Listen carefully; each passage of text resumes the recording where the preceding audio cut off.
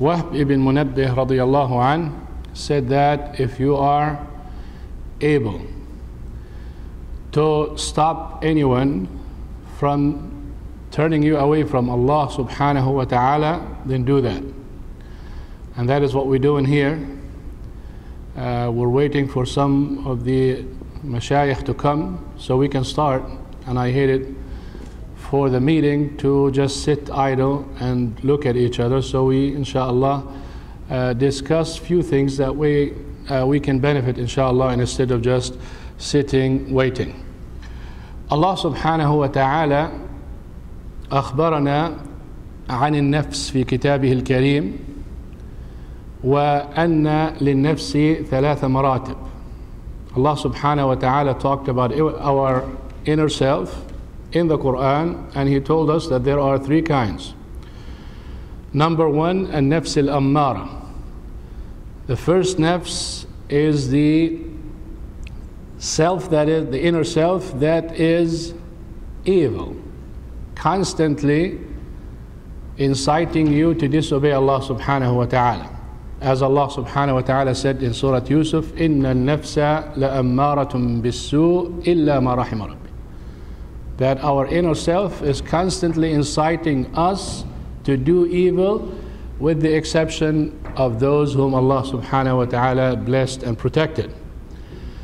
Meaning that the inner self constantly doing that to the point that it is a habit for it to do that. And when we talk about our inner self, we're talking about something that does not like to do anything except what she likes, does not like control, does not like patience, does not like obligations. Only what she likes is what will happen. And that's why Allah subhanahu wa ta'ala constantly told us in the Quran and in the Sunnah of Prophet Muhammad sallallahu alaihi wasallam to always strive against our inner self before anything else. Because if you can submit or subjugate yourself to serve Allah subhanahu wa ta'ala, or to get used to obeying Allah subhanahu wa ta'ala, then indeed you will be successful. Prophet Muhammad sallallahu alaihi wasallam told us how to improve ourselves with dua. Allahumma ati nufusana taqwaha wa zakkiha anta khayru man zakkaha. O Allah, grant our inner self its righteousness and purify it, because you are the one who can purify. And indeed, if you really want to be a true servant to Allah subhanahu wa ta'ala, then what you need to do is you need to make your desires go in line with what Allah subhanahu wa ta'ala and His Messenger commanded, not in what your inner self likes. This is number one. If you work hard against this one, which is by constant perseverance and patience, then you will improve yourself to the second one, which is an-nafs al-ammara, an-nafs al-lawwama. An-nafs al-lawwama is the self that one day good, the other day not good. Today in this color, the other day in this color. Today is good, tomorrow is not good. 1 hour this, 1 hour that. You do something bad and then you say, oh, astaghfirullah, why did I do that, and all that. This is what usually most of us in that level.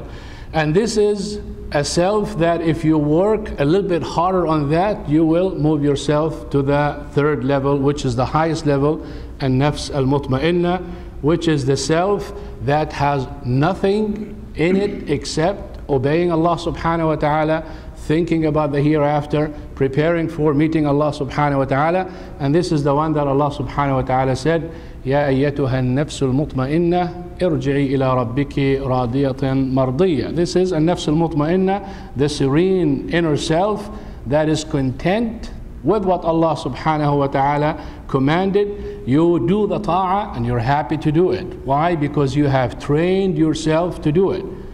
Don't expect or think that obedience is easy, because you have to work over and over and over before you can train yourself to do that. And the self, as Ibn al-Qayyim rahimahullah said, it has evil qualities from the human beings and evil qualities from even the animals. When we talk about the examples in the Quran, Allah subhanahu wa ta'ala told us, for instance, about how Qarun exceeded the limits. So that means Qarun is a human being and we are human beings, so we exceed the limits too. And when he told us about the ignorance of Abu Jahl and ignorance of all those pagans against Prophet Muhammad sallallahu alaihi wasallam, that means this is a quality of the human being that we can have. When he told us about the arrogance of Iblis, refusing to bow down to Prophet Adam, that means we have this arrogance, or we have those qualities. The same thing, animals have qualities and we have some of those qualities. For instance, just an example quickly, like the ant, constantly working and collecting and saving. And we have some people who are constantly collecting and working and saving at the account of their religion. They're not really worried about serving Allah subhanahu wa ta'ala. All they want to do is collect for this world. So with this, we know that the inner self is three kinds. The first one is al-ammara, the one that incites you to do evil. And notice that Allah subhanahu wa ta'ala said ammara, did not say ta'mur. And the difference is, ta'mur is command you. Ammara, inciting you vigorously to do it, not just simply commanding you or telling you. And the second one is an-nafs al-lawama, the self that one time it does good and the second time it does bad, and when it does bad it repents and regrets it, and you improve yourself, go to the third level, which is an-nafs al-mutmainnah. This is the nafs that we ask Allah subhanahu wa ta'ala to grant us. If we work hard, inshallah, during the month of Ramadan, we will be able to attain that, inshallah, with the help of Allah.